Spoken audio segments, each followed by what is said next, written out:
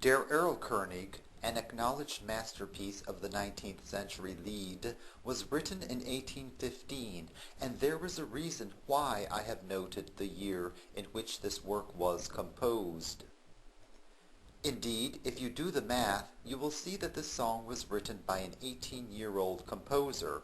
Schubert clearly attained considerable mastery of his art rather early in life, a fact obvious to any accomplished musician who knew of him or of his work. But this did not, as you already know, secure him employment commensurate with his skills. Before we turn our attention to the work itself, let's address a peculiarity of its title, a detail that will be of especial interest to those of you who are doing papers on German subjects for this class. Notice that I have spelled the second word of the title, E-R-L-K-O-E-N-I-G, and notice that the title page of the first edition of this work and your text spell it without the second E. Although there is no E after the O in those sources, there is a diacritical mark, or accent mark, one that looks like two small dots above the O. This is the German umlaut, and it is essential to the words in which it appears. It certainly does affect the pronunciation of the O. Indeed, the umlaut changes the sound of O into It's so important to German grammar, in fact, that it can be expressed in either of two ways, either with an E after the inflected vowel, in this case an E after the O, or with the umlaut on the inflected vowel. If you use a word or a name that has an umlaut in your paper, make sure that you express the umlaut in one of these two ways in the text. The title itself means the Elf King, and one could hardly ask for a more romantic subject than that of this famous poem by Wolfgang von Goethe. By the way, notice that the name of the poet, Goethe, has an umlaut in it. This song is just about as romantic as you could imagine, for its very title mentions a mythological creature, an elf, and it is thus expressive of the romantic interest in the supernatural. Indeed, you will soon see that this is not a nice elf. In fact, it's a truly evil creature that causes the deaths of children, so the song is also expressive of the romantic preoccupation with the macabre. Since the story of the Elf King, a creature who went through the villages at night enticing boys and girls to come to his kingdom to serve as playmates for his daughters, is based on a medieval legend, the song is expressive thus of the romantic nostalgia or longing for the Middle Ages. This marvelous account of the legendary Elf King by Goethe is cast as a ballad, a song that tells a story, but there is far more than the mere telling of a story going on in this masterful text. Indeed, the quotation marks, and there are many of them, indicate that most of the song consists of a dialogue, a conversation that involves three characters.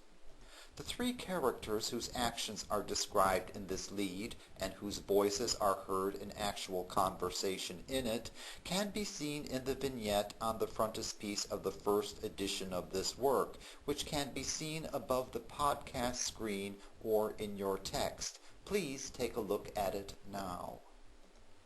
The man seated on the horse is the unnamed father, the child in his arms is the unnamed son, and the curious creature floating above them is the Elf King.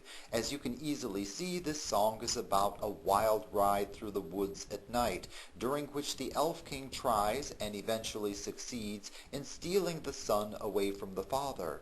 If you look through the text of the song given in your book, you will see that only the son actually sees and hears the Elf King and his daughters, that the father continually reassures the son that he is merely imagining these things, and that the father reaches home only to discover that the son is dead. The piano accompaniment of this work is noteworthy for two things. First, although this work was written for use in the home, and therefore for amateurs, its accompaniment is very difficult to play, a clear illustration of the fact that music for amateurs is not necessarily easy to perform, and it allows us a further opportunity to meditate on the fact that the word amateur itself, the word means a lover of something, points to the motivation for doing something, love, not a certain level of accomplishment or skill in doing something. The accompaniment is difficult because it has fast repeated notes in the right hand almost throughout the work. It's easy enough to play fast repeated notes for a short time, but it takes a skilled pianist to sustain this activity over a period of 5 minutes or more.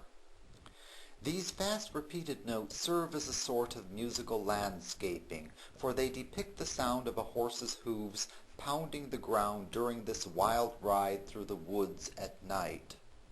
Although many lieder are strophic songs, that is, they have the same music for each stanza of the text, this one is not a strophic song, and now, at long last, you will discover what such a song is called.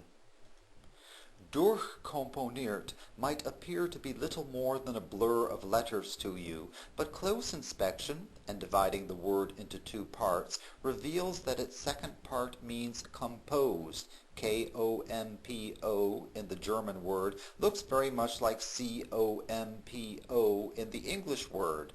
The entire German word means through composed, a term that indicates that the composer's efforts are exerted from the beginning to the end of such a song. In fact, a durchkomponiert or a through-composed song has different music for each stanza of the text. Indeed, a strophic setting, that is, using the same music for each stanza of the text, would not have done justice to this artfully wrought ballad, one in which the characters actually carry on dialogues.